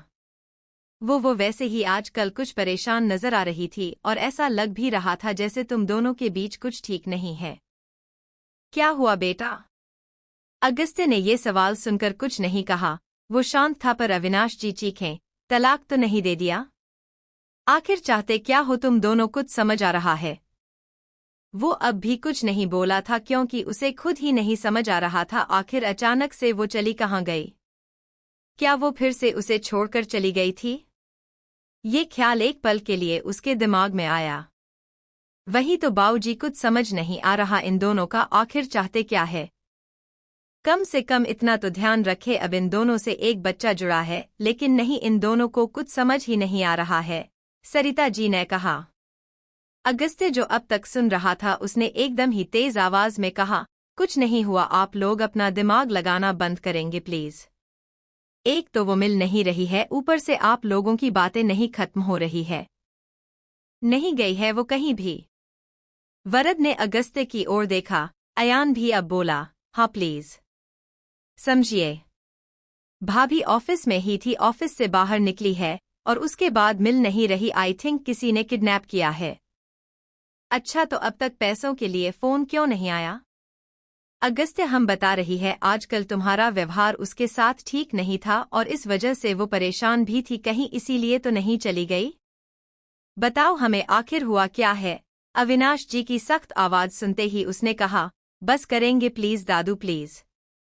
मैं अपने दोस्त को फोन करता हूँ, वो पुलिस में है, वो कुछ ना कुछ मदद करेगा, आयुष्मान जी ने से कहा और उसके बाद किसी का नंबर डायल करते हुए वो बाहर चले गए। सब अपनी अपनी तरफ से उसे ढूंढने की कोशिश कर रहे थे, लेकिन वो कहीं भी मिल नहीं रही थी और अब कहीं ना कहीं सबके मन में आने लगा था कि शायद वो पहले की तरह ही चली गई होगी। अगस्त्य इस बात को एक पल सोचता और अगले ही तो उसका दिमाग दूसरी तरफ घूम जाता। नहीं, वो नहीं जा सकती। अगर वो जाती तो इस तरह से नहीं जाती। नंबर भी नहीं लग रहा। अगस्त्य ने अपने आप में ही कहा और फिर अगले ही पल जैसे ही उसका ध्यान देव पर गया, उसने कुछ सोचकर कबीर का नंबर डायल किया। जैसे ही कॉल कनेक्ट हुई, दूसरी तरफ से कबीर की आवाज आई, अगस्त्य देव इस वक्त घर पर नहीं है, मैं आया था उससे मिलने दोबारा, लेकिन वो अभी भी नहीं मिला है मुझे, और आशु भी कहीं नहीं मिल रही। हम देव पर नजर रखो, जैसे ही कुछ पता चलता है मुझे इन्फॉर्म करना। अगस्त्य ने इतना कहकर कॉल डिस्कनेक्ट कर दिया। अब तो पुलिस भी अशीति को ढूंढने में लग गई थी। मिस्टर रायचंद, बुरा मत मानिए, लेकिन अगर किसी ने किडनैप किया होता तो कोई ना कोई कॉल जरूर आता, और यहाँ आसपास आपकी वाइफ कहीं मिल नहीं रही है। यहाँ तक कि हमने शहर के बाहर नाकाबंदी भी कर दी, लेकिन उसके बाद भी अब तक कोई ऐसा नहीं मिला तो शक किया जा सके। मुझे लगता है पिछली बार की तरह ही आपकी बीवी फिर से, उसने इतना कहा ही था तभी अगस्त्य ने एकदम गुस्से से उसे घूर कर देखा। अपनी नौकरी का ख्याल करो इंस्पेक्टर, और अगर आइंदा अपनी सामान मेरे मामले में जबान खोली तो बोलने लायक नहीं रहोगे। अपनी ड्यूटी पर ध्यान दो, उससे ज्यादा ध्यान कहीं और लगाने की जरूरत नहीं है, उसने एकदम सख्त अंदाज में कहा। अब तो उसकी फैमिली के सब लोग भी शक में आ गए थे। पिछली बार भी जब वो इस तरह से अचानक गई थी तब भी कुछ ऐसा ही हुआ था, और अब भी वो अचानक ही गायब हुई थी। अगस्त्य, कहीं सच में अशीति पहले की तरह? सरिता जी ने एकदम ही धीरे से कहा, और इतना कहकर वो बोलते बोलते चुप हो गई। तभी उसने एकदम ही उनकी तरफ देखकर कहा, ऐसा बिल्कुल नहीं है, और प्लीज सोचना बंद कर दीजिए, मैं ढूंढ लूंगा उसे। कबीर लगातार देव के घर के बाहर उसे तलाशने आ जा रहा था। आज वो जैसे ही उसके घर के बाहर पहुंच, दरवाजा खुला देखते ही कबीर सीधा उसके घर के अंदर आ गया। देव, बताओ अशीति कहाँ है? कबीर ने उसे देखते ही उसका कॉलर पकड़कर कहा। वो काफी गुस्से में नजर आ रहा था। अशीति कहाँ गई? देव खुद उसके सवाल पर चौंक गया था। कबीर उसे घूरते हुए बोला, मुझे बताया सब वरद ने, तुम अशीति के पीछे पीछे ही यहाँ तक आए हो, बताओ कहाँ है वो? कहाँ रखा है तुमने उसे? वो कहीं मिल नहीं रही है, अब नाटक मत करो कि तुम्हें नहीं पता है वो कहाँ है। देव ने अपना कॉलर उसे छुड़ाते हुए कहा, ये क्या बकवास कर रहे हो, मुझे क्या पता वो कहाँ है, वो तो अपने हस्बैंड के साथ थी ना।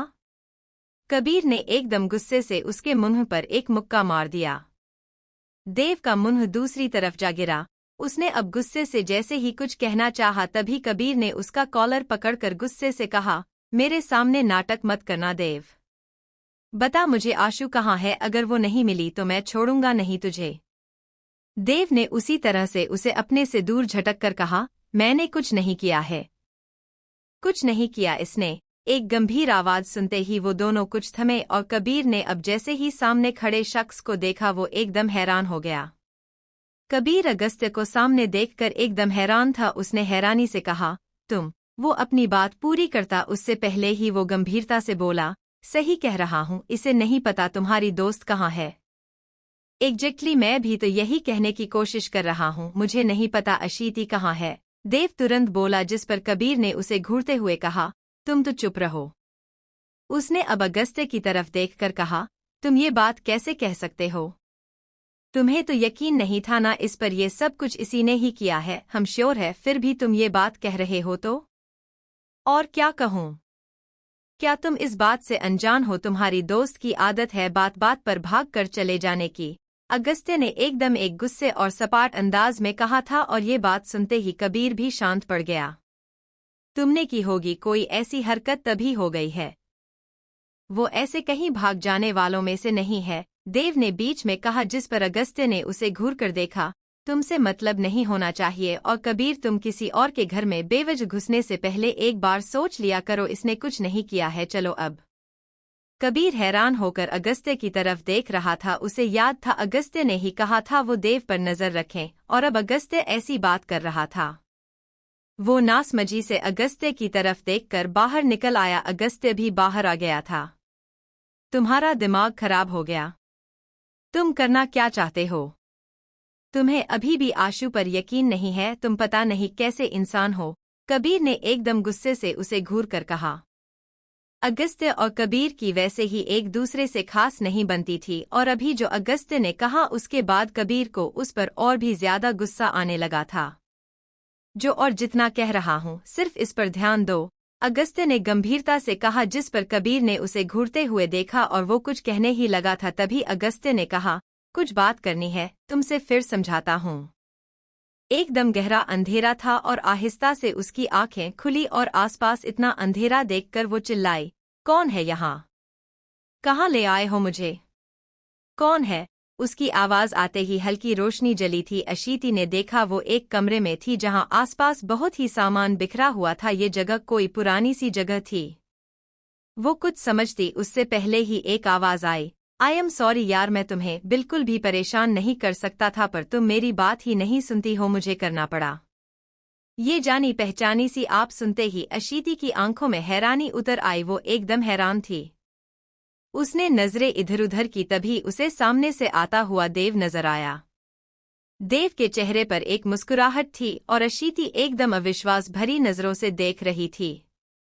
उसे अगस्त्य की कई बातें याद आने लगी जो भी उसने देव के बारे में कहा था। वो कह रहा था शायद वो उसे पसंद करता है और भी उससे चिढ़ता भी था, लेकिन अब उसे समझ आया था क्यों वो उसको लेकर इतना इनसिक्योर हो रहा था। देव तुमने मुझे यहाँ इस तरह से क्यों रखा है? छोड़ो, मेरी हालत ठीक नहीं है, मुझे बहुत चक्कर आ रहे हैं। प्लीज। अशीति ने अपने हाथ पैर छुड़ाने की कोशिश करते हुए कहा, लेकिन देव को जैसे फर्क ही नहीं पड़ा। वो उसकी बात सुनकर और भी ज्यादा मुस्कुरा दिया और वो उसके पास आया। उसने उसके पास आकर आहिस्ता से कहा, तो तुम मेरी बात सुनोगी? क्या? तुम इस तरह से क्यों बिहेव कर रहे हो? क्या हुआ है? अशीति ने एकदम चिढ़ते हुए कहा था। तभी देव उसके सामने बैठा।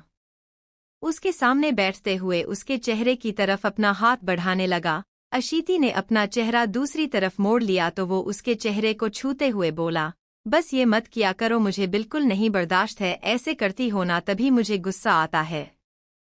समझती क्यों नहीं हो यार? तुम्हें अपना वो खड़ूस पति दिखता है जिसे तुम्हारी कोई परवाह नहीं है, और मैं जो तुमसे इतना प्यार करता हूँ तुम्हें मैं नजर नहीं आता। अशीति हैरान थी, लेकिन अगले ही पल उसने एकदम गुस्से से कहा, तुम्हारा दिमाग खराब हो चुका है। अगर तुम्हें लगता है ना तो मुझे यहाँ रख सकते हो तो ये तुम्हारी सबसे बड़ी गलतफहमी है, क्योंकि तुम शायद भूल गए हो मैं अगस्त्य रायचंद की बीवी हूँ। एक दिन नहीं लगेगा उन्हें मुझे ढूंढने में। उन्हें पता चल गया ना तुमने मेरे साथ ये सब किया है तो वो तुम्हें जान से मार देंगे। अशीति अगस्त्य का नाम लेकर जिस तरह से इतरा रही थी ये देखते ही देव को बहुत तेज गुस्सा आया और उसने एकदम गुस्से से भरकर कहा, बस मुझे यही नहीं पसंद लेकिन तुम समझ नहीं पाती हो। तुम समझना ही नहीं चाहती। उसकी आंखों में एकदम खून सवार हो गया था। गुस्से से उसके सामने रखा पानी का जग एकदम जोर से पटक दिया था। उसकी आंखों में इस वक्त गुस्सा इतनी तेज था कि उसे कुछ सूझ नहीं रहा था। उसने गुस्से से अपना हाथ दीवार पर एकदम जोर से मारा था जिसकी वजह से उसके हाथ से खून तक निकलने लगा था, लेकिन उसे कोई फर्क नहीं पड़ा था। ये क्या कर रहा है, पागल हो गया है क्या? अशीति घबराकर मन ही मन में बोली। इस वक्त उसकी हालत देखकर वो बहुत ही ज्यादा डर गई थी। उसने अपने पेट के ऊपर हाथ रख लिया।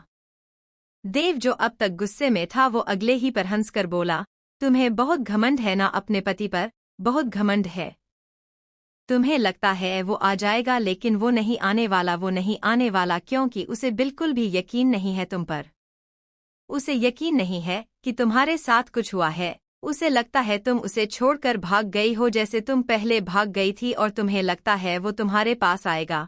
देव इतना कहकर पागलों की तरह हंसने लगा था। अशीति की आंखों में आंसू भर गए। ये उसकी ही करनी थी, ये बात वो जानती थी। वो नम आंखों से अपने आप में ही बोली, आपको मुझ पर यकीन नहीं है। मैं जानती हूँ मैंने जो किया है उसके बाद आपको मुझ पर यकीन नहीं होगा, लेकिन आपको लगता है मैं फिर से आपको छोड़कर भाग गई। अगस्त्य प्लीज आ जाइए ना, मैं ठीक फील नहीं कर रही हूँ, मुझे अजीब सा लग रहा है, प्लीज आ जाइए। रायचंद विला में अभी तक अशीति का कुछ पता नहीं चला था। सब बेहद ही परेशान थे। मायरा इस वक्त सरिता जी और कविता जी के बीच बैठी उन दोनों को संभालने की कोशिश कर रही थी। तभी अयान आया। अयान को देखते ही मायरा ने तुरंत उठकर पूछा, अयान कुछ पता चला, आशु मिली क्या? नहीं, एक्चुअली वो मिली तो नहीं है, लेकिन भाई ने जो बताया उसके बाद अब बहुत डर लग रहा है। पता नहीं क्या होगा। अयान की ये बात सुनते ही सब एक दूसरे के चेहरे देखने लगे। किसी को समझ नहीं आया था वो क्या कहने की कोशिश कर रहा था। साफ साफ बताना कहाँ है अशीति। इस वक्त उसकी हालात ऐसे ही ठीक नहीं थी, कमजोरी इतनी थी उसे, ऊपर से वो मिल नहीं रही है, पता नहीं क्या होगा। मेरा दिल बहुत घबरा रहा है, सरिता जी ने परेशान से अंदाज में कहा। उसके बाद अयान ने जो कहा, भाभी का किडनैप किया है देव ने, ये सुनते ही सब एक दूसरे के चेहरे देखने लगे। मायरा एकदम ही अपना सर पकड़ते हुए वहां बैठ गई थी। सब परेशान होकर एक दूसरे के चेहरे अयान की तरफ देखकर कविता जी ने कहा, पर किसने किडनैप कर लिया? कौन है, कौन ये देव? अयान ने गहरी सांस लेकर कहा, आंटी यही नहीं पता है, भाभी के साथ वहां भी था ये। इस वक्त पुलिस और बाकी सब इस केस से एकदम दूर ही रहेंगे, तो आप लोगों को भी मैं बस ये बता रहा हूं कि इस वक्त कुछ नहीं करना है। भाभी का किडनैप हुआ है, इस बारे में किसी को भी कानो कान खबर नहीं होनी चाहिए। भाई ने देव के सामने ये मान लिया कि उनको लगता है भाभी यहाँ से चली गई है पहले की तरह। अगस्त्य के सामने इस वक्त वरद और कबीर दोनों थे। वो कुछ बोलकर अभी शांत हुआ ही था, तभी कबीर ने कहा, पर मुझे ये नहीं समझ आ रहा कि देव को अचानक से हो क्या गया। उसकी तो शादी होने वाली थी, वो क्यों आशु के पीछे पड़ा है? ये सब मुझे नहीं पता, लेकिन इस वक्त मुझे सबसे पहले सिर्फ उसे बचाना है, तो उस पर फोकस करो। देव को नहीं लगता है कि हमें कुछ पता है, तो हमें भी ऐसे ही रिएक्ट करना है। वरद की नज़र है उस पर, हम पता करवा रहे हैं, आज ही अशीति का पता चल जाएगा, डोंट वरी। अगस्त्य ने एकदम गंभीरता से कहा, जिस पर वरद ने भी गर्दन हिलाई और उसने अपना फोन चेक किया। फोन पर कुछ मैसेज करके देखते ही उसने कहा, बॉस देव पर नज़र है हमारी, वो अभी किसी से मिलने गया है और आई एम श्योर मैम यहाँ होगी, हमें ध्यान रखना है। देव की बातों से अशीति हर्ट हुई थी। उसे फर्क पड़ा था कि अगस्त्य को लगता है वो उसे धोखा देकर फिर से भाग गई है। ये सारी बातें सोच सोच कर उसे बहुत ही रोना आ रहा था और उसकी आंखों में आंसू लगातार बहते हुए देखकर देव को गुस्सा आने लगा। उसने गुस्से से एकदम उसके जबड़े को पकड़ते हुए कहा, दिमाग खराब हो गया तेरा? उस आदमी के लिए अभी भी आंसू बहाए जा रही हो, जबकि उस आदमी को रत्ती भर फर्क नहीं पड़ता। अशीति की आंखों में आंसू बढ़ गए थे। उसने भरी हुई आंखों से उसे देखकर कहा, तुम्हें ऐसा लगता है कि उन्हें फर्क नहीं पड़ता, पर तुम देख लेना, तुम गलत हो, ऐसा बिल्कुल भी नहीं है। देव ने दांत पीस कर देखा, उसे गुस्सा आने का लगा। उसने अशीति के मुंह पर पकड़ एकदम कस दी थी। अशीति ने उसे गुस्से से देखा और अब एक लात उसके पेट में मार दी। इसकी वजह से देव उससे दूर जा गिरा था। अशीति ने उसे एकदम गुस्से से घूर कर देखते हुए कहा, अगर तुझे लगता है ना तू ऐसे ही हरकतें करके कुछ कर सकता है तो ये गलतफहमी है। कोई ना कोई मेरे तक पहुंच ही जाएगा, और अगर एक बार हिम्मत है ना तो मेरा हाथ खोल, फिर बताती हूं मैं तुझे। नौटंकी साला, दोस्ती का नाटक करके इतने ड्रामे किए, आखिर मैंने क्या बिगाड़ा है तुम्हारा जो मेरे पीछे पड़े हो? देव उसकी तरफ देखता रहा। उसके चेहरे पर गुस्सा भी आया था, लेकिन अगले ही पल वो हंस दिया था। उसने हंसते हुए कहा, पता चल जाएगा तुम्हें कल सुबह तक। तुम्हें पता चल जाएगा, और बहुत आराम से पता चल जाएगा कि तुमने क्या बिगाड़ा है मेरा। देव घर आने के लिए निकल गया था। रास्ते में कुछ सोचते हुए वो अगस्त्य के ऑफिस की तरफ बढ़ गया। शाम हो चुकी थी। कल से ही अशीति का कुछ पता नहीं था, इसीलिए वो अगस्त्य के ऑफिस आया था। वहां आते ही उसने अगस्त्य के केबिन का पता किया और उसके केबिन की तरफ बढ़ा। उसके केबिन के पास आकर उसने दरवाजा नोट किया। कम इन, अगस्टाइन एकदम ही सपाट अंदाज में जवाब दिया। देव ने अब दरवाजा खोला और जैसे ही वो अंदर आया, आसपास कोई नहीं था सिवाय अगस्त्य के, जो देखकर उसकी एक राहत मिली और वो बोला, अशीति का कुछ पता चला? कहाँ है वो? अगस्त्य ने उसे घूरते हुए देखा। तुमसे मतलब नहीं होना चाहिए, जहां भी है अगर इतनी ही परवाह तो जाकर ढूंढो उसे, मेरा दिमाग खाने की जरूरत नहीं, मेरे पास और भी बहुत काम है। उसके आसपास फाइल्स फैली हुई थी जिससे साफ पता चल रहा था कि वो अपने काम में लगा हुआ था। देव मन ही मन मुस्कुरा दिया। वो कुछ कहने ही लगा था, लेकिन तभी टेबल पर रखा फोन बजा। अगस्त्य ने कॉल रिसीव की। दूसरी तरफ से कुछ आवाज आई थी जो सुनकर उसने गंभीरता से कहा, हाँ मैं आ रहा हूँ, मुझे मीटिंग अटेंड करनी है। ऐसा कोई भी जरूरी काम नहीं है जिसकी वजह से मैं अपना काम कैंसिल करूँ, तुम अरेंज करो मीटिंग। कॉल डिस्कनेक्ट होते ही अगस्त्य ने उसकी तरफ देखकर सपाट अंदाज में कहा, तुम यहाँ अपने दोस्त से मिलने आते थे, वो यहाँ नहीं है, तो अब तुम यहाँ का मेरा दिमाग खाना बंद करो और निकल जाओ यहाँ से। देव ने उसकी ये बात सुनी। उसने उसकी ओर देखकर कहा, आई थिंक तुम डिस्टर्ब हो, मुझे तुमसे बात ही नहीं करनी चाहिए थी, मैं चलता हूँ। देव इतना कहकर बाहर निकल गया, जबकि उसे जाते हुए देख अगस्त्य के चेहरे पर एकदम ही गंभीरता आ गई थी। देव एकदम निश्चिंत होकर अब अपनी कार में बैठा। उसके चेहरे पर एक मुस्कुराहट आ गई और वो शातिर अंदाज में मुस्कुराते हुए बोला, अशीति अशीति अशीति, कितनी बड़ी बेवकूफ हो तुम। तुम्हें लगता है कि वो तुम्हारे लिए आएगा, उसे तुम पर यकीन है वो अभी तुम्हारे लिए आएगा, लेकिन ये तुम्हारी सबसे बड़ी गलतफहमी है। अगस्त्य रायचंद को लगता है तुम उसे छोड़कर चली गई हो, इसीलिए ये सारी साजिश रची थी मैंने, ताकि उसे यही लगे जो मैंने सोचा था वही हो रहा है। बस कल सुबह और फिर तुम मेरी हो जाओगी, हम दोनों की शादी हो जाएगी। अमन देव की मना करने की वजह से अब तक यहाँ आया नहीं था, लेकिन जब आज वो यहाँ लौटा तो उसे भी अशीति के गुम होने की खबर मिली, इसीलिए वो सीधा देव के अपार्टमेंट आया गया था। देव जैसे ही अंदर आया उसने उसे देखा तो उसके चेहरे पर गुस्सा उतरा। तुम्हें मना किया था, तुम्हें समझ नहीं आया यहाँ क्यों आए हो तुम? अमन ने उसे देखकर हंसते हुए कहा, अरे भाई तुम खेल खेल चुके हो, अब मुझे घबराने की क्या जरूरत है? जो तुम्हें करना था वो तुम कर चुके ना, तो अब किससे डर रहे हो? देव ने से घूर कर देखा। अमन एक बार फिर हंस दिया, लेकिन कमाल की चाल चली है तुमने, अशीति को गायब भी कर दिया और उसके घर वालों को लगता है वो भाग गई। पुलिस तक नहीं लगी उसे ढूंढने के लिए, मान गए एक बार फिर से तुमने वो कर दिखाया जो तुम चाहते थे।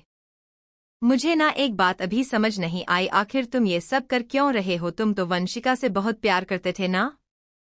अमन ने जैसे ये कहा था देव के चेहरे पर भाव बदल गए और उसने उसे घूरते हुए कहा, तुम्हें बीच में पड़ने की जरूरत नहीं है, कल सुबह मेरा प्लान सक्सेसफुल होने वाला है, और अगर तुम बीच में पड़े तो तुम देख लेना तुम्हारा क्या हाल करूंगा मैं। देव का गुस्सा देखकर अमन ने मुंह बनाया और उसके बाद वो कुछ नहीं बोला था। अगस्त्य के केबिन में अभी वरद और कबीर थे। अगस्त्य अपनी बेचैनी छुपाने की कोशिश कर रहा था, लेकिन उसका मन बहुत ज्यादा घबराने लगा था। उसने वरद की तरफ देखकर खुद को नॉर्मल करते हुए पूछा, वो कुछ पता चला? वरद जो अपने फोन में देख रहा था उसने उदासी से गर्दन हिलाई। बॉस, वहां पर मैंने अपने लोगों को भेजा था लेकिन वहां पर मैम का कुछ पता नहीं चला है, आगे वो लोग छानबीन में लगे हैं। वरद में इतना कहा था तभी अगस्त्य भी शांत हो गया। वो अपने हाथों को कसकर बंद कर चुका था लेकिन एक अजीब सी बेचैनी उसे महसूस होने लगी थी। मुझे बहुत डर लग रहा है, बस उसे कुछ नहीं होना चाहिए और हमारा बेबी। ओह गॉड प्लीज बस उन दोनों को सेफ रखना, अगस्त्य मन ही मन में बोला था। तभी वरद ने कहा, बॉस पता चल गया। वरद के इतना कहते ही अगस्त्य तुरंत उठकर खड़ा हुआ। तीनों सीधा उसे एड्रेस पर निकले थे जहां का उनको पता मिला था। अगस्त्य कार ड्राइव कर रहा था, उसका मन ना जाने क्यों बेचैन हो रहा था। वो कार बहुत तेजी से चला रहा था। रिलैक्स अगस्त्य, आशु मिल जाएगी, कबीर ने उसकी बेचैनी को महसूस करते हुए कहा तो एक लंबी सांस लेकर वो कुछ शांत हो गया। गाड़ी अब एक पुरानी सी बिल्डिंग के सामने रुकी। अगस्त्य बेचैनी को कम करने की कोशिश करते हुए आगे बढ़ा। वरद और कबीर भी उसके पीछे थे। वहां एक बंद कमरा था जहां आते ही वो तीनों रुक गए। बॉस, मैम यही होंगी, वरद ने कहा। अगस्त्य का मन अब भी एकदम बेचैन था। उसका मन एकदम घबरा रहा था। उसने धड़कते दिल के साथ अपने आप को कंट्रोल करते हुए दरवाजा खोला। सबकी नजरें सामने थी। जैसे ही उसने सामने का दृश्य देखा उसके चेहरे का रंग एकदम उड़ गया था। वरद और कबीर ने एक दूसरे को देखा जबकि अगस्त्य का चेहरा एकदम सफेद पड़ गया।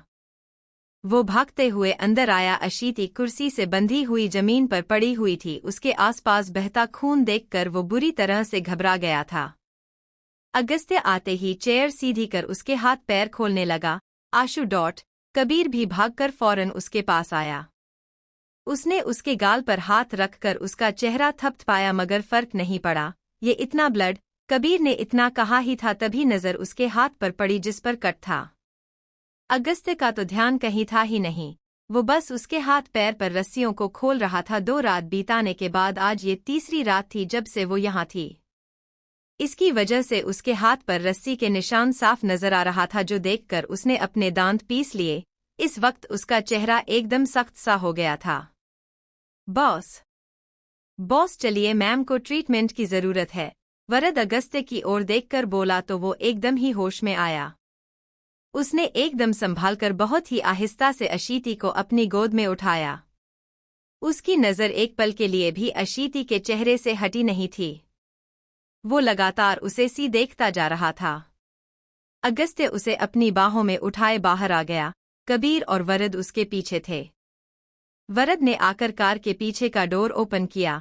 अगस्त्य ने अशीति को बहुत ही आहिस्ता से उसे सीट पर लेटाकर अब वरद की ओर देखकर कहा, कार तुम एकदम सेफली ड्राइव करना वरद। ओके बॉस, वरद ने तुरंत कहा और वो ड्राइविंग सीट पर आकर बैठा। अगस्त्य पिछली सीट पर अशीति के पास बैठा। उसने संभालकर उसका सर अपनी गोद में रखकर उसके चेहरे पर अपनी नजर टिका दी। कबीर इतनी देर से उसे ही देख रहा था और अब भी वो उसे ही देखता हुआ गाड़ी में बैठा। अभी वो उसे ही देख रहा था जिसकी नजर अशीति पर से हटी नहीं थी।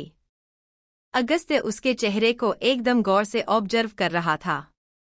उसने अब आहिस्ता से उसके माथे पर हाथ रखकर अपनी जेब से रुमाल निकाला।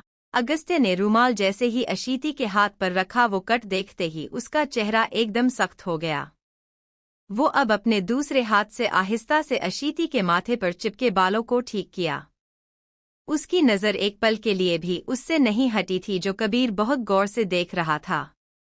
वरद, मेरे फोन में अशीति के गायनेकोलॉजिस्ट का नंबर है, उनको कॉल करके रायचंद विला बुलाओ, अगस्त्य ने अशीति से अपनी नजरें हटाए बिना ही कहा। ओके बॉस, वरद ने जवाब दिया और वो अगस्त्य के कहे अनुसार करने लगा। वो अब अशीति के मुरझाए हुए होठों को देखकर एकदम आहिस्ता से उसके होठों पर अपनी उंगली रखी। वो गहरी सांस भरकर खुद को शांत करने की कोशिश करने लगा। रायचंद विला में अब तक अशीति के पेरेंट्स थे। अयान और मयूर अभी घर आए। मयूर, कुछ पता चला? कविता जी ने रोते हुए पूछा जिस पर वो अपनी माँ की तरफ देखकर बोला, जीजू, कबीर भैया के साथ गए हैं कहीं। अयान ने मायरा की तरफ देखकर पलकें झपकाईं। वो गहरी सांस भरकर शांत होने लगी। सब एकदम परेशान थे। अगस्त्य, एकदम ही अविनाश जी की नज़र सामने पड़ी तो उन्होंने कहा, क्योंकि सामने से अगस्त्य आ रहा था जिसकी गोद में अशीति थी। कबीर और वरद भी पीछे ही थे। सब एकदम उठकर खड़े हुए। अशीति बेहोशी की हालत में थी। उसकी हालत देखकर कविता जी रो पड़ी। कोई कुछ कहता है, उसके पास आता है, उससे पहले ही अगस्त्य उसे लेकर अपने कमरे की तरफ बढ़ा। क्या हुआ क्या बेटा? मुकेश जी ने कबीर से पूछा तो उसने जवाब दिया, अंकल क्या हुआ है ये तो अभी पूरी तरह से हमें भी नहीं पता है, लेकिन आशु सेफ है, सबसे ज्यादा इम्पोर्टेंट है। डॉक्टर आ चुकी थी, उनको लेकर सीधा अशीति के कमरे में आया गया। अगस्त्य उसके सिरहाने बैठा हुआ था और जैसे ही डॉक्टर आई वो तुरंत ही उठकर खड़ा हुआ। सब के सब उसे देखकर घबराए हुए थे। डॉक्टर उसे देख रही थी। अगस्त्य एकदम ही बेचैन हुए चक्कर काट रहा था। आंटी डोंट वरी, ठीक हो जाएगी आशु। कबीर उसकी माँ के पास खड़ा उनके आंसुओं को पोंछ रहा था, मगर उसकी नज़र अगस्त्य से एक पल के लिए नहीं हटी। कुछ देर बाद डॉक्टर बाहर आए। उनको देखते ही सब तुरंत आगे आए। हमारी बच्ची ठीक है ना? सरिता जी ने एकदम पूछा तो वो गंभीरता से बोली, मैंने आपको कहा था उनका ध्यान दीजिए, इस कंडीशन में आप लोग इतने केयरलेस कैसे हो सकते हैं? कितने दिनों से खाना नहीं खाया है उन्होंने? किसी बात का ध्यान रखते हैं या नहीं? और मिस्टर रायचंद, आपको मैं सब कुछ अच्छे से समझाती रहती हूं, पर फिर भी इतने केयरलेस। डॉक्टर काफी गुस्से में नजर आ रही थी। कोई कुछ बोल नहीं पाया। सब एक दूसरे के चेहरे देख रहे थे। अगस्त्य ने अब आहिस्ता से पूछा, डॉक्टर आप प्लीज बताएंगी मेरी वाइफ ठीक है ना? हाँ ठीक है अभी, पर जैसे आप लोग केयरलेस है उसके बाद पता नहीं कब तक एकदम नासमझ लग रहे हैं इस वक्त आप सब मुझे। मिस्टर रायचंद, बच्चे पर क्या और कितना असर पड़ा है ये मैं कल टेस्ट्स करके बताऊंगी टाइम पर, और सेफली हॉस्पिटल लेकर आइएगा, और ये कुछ मेडिसिन है अभी दीजिए, होश आ जाएगा कुछ देर में। डॉक्टर गंभीरता से ही बोली और प्रिस्क्रिप्शन देकर वो अब चली गई। अयान प्रिस्क्रिप्शन लेकर मेडिसिन लेने गया था। अशीति की माँ सरिता जी दोनों उसके पास सिरहाने पर आकर बैठ गई। कविता जी उसके सर पर हाथ फेर रही गई। अगस्त्य दूर से ही अशीति को देख रहा था, मन बुरी तरह से बेचैन था। जीजू, कॉफी बना दूं आपके लिए? मायरा ने कुछ धीमी आवाज में उसकी तरफ देखकर पूछा। उसकी ये बात सुनकर अगस्त्य का ध्यान उस पर गया। उसने ना में गर्दन हिलाई। अशीति के होश में आने तक सब उसी तरह से बेचैन थे। सब इस वक्त उसी तरह से उसके कमरे के इर्द गिर्द खड़े थे। कुछ देर बाद हल्के से उसकी आंख खुली। उसने हल्के से अपनी आंख खोली तो नजर कमरे की छत पर पड़ी, जो देखते ही उसने आसपास देखा और अब घर के लोगों को देखते ही उसकी आंखों से आंसू भर आए। मेरा बच्चा, कविता जी ने उसका माथा चूम लिया। बाकी सब भी उससे मिल रहे थे। अगस्त्य अब भी एक जगह खड़ा हुआ बस लगातार उसे देख रहा था। कबीर ने उसकी तरफ देखा, वो अब कुछ कहने ही लगा था, तभी अगस्त्य बाहर चला गया। वो कुछ बोल नहीं पाया। उसने फिर से अशीति को देखा और उसके पास चला आया। अगस्त्य बाहर कॉरिडोर में खड़ा था। अशीति की वो हालत, उसका मुरझाया हुआ चेहरा याद आते ही अगस्त्य का चेहरा इस वक्त एकदम हद से ज्यादा सख्त हो गया। उसकी गर्दन की तनी हुई नसें माथे तक नजर आ रही थी। अब तू बस देखता जा तू, वो एकदम सख्ती और गुस्से से बोला। अशीति कमरे में ही थी। उसके पास इस वक्त सब थे सिवाय अगस्त्य के। ये देखकर उसे देव की कही बात याद आने लगी। आपकी नफरत, इतनी नफरत नहीं झेल सकती हूं मैं। वो नम आंखों से अपने आप में ही बोला। वरद बाहर अगस्त्य के पास आकर बोला, बॉस मैं अभी उस देव को नहीं, हाथ मत लगाना उसे, दूर रहो तुम उससे। अगस्त्य ने एकदम ही सख्ती और गंभीर से अंदाज में कहा, जिस पर वरद नासमझी से उसकी तरफ देखने लगा। आखिर क्या करना चाहता है अगस्त्य? क्या अशीति के मन में आई ये उलझन बढ़ा देंगी उनके दरमियान फासले? क्या होगा आगे ये जानने के लिए बने रहिए इस कहानी के साथ।